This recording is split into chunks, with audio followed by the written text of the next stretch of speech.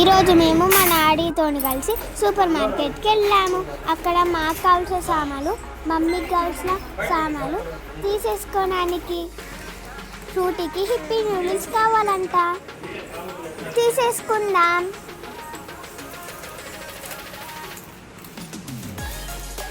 అలానే బ్రషెస్ కూడా కొనుక్కుంటున్నాం ఇక్కడ.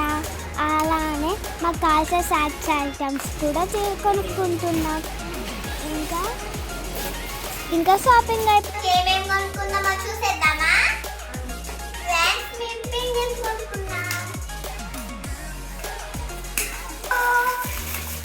ఇది బింగో. ఇవైతే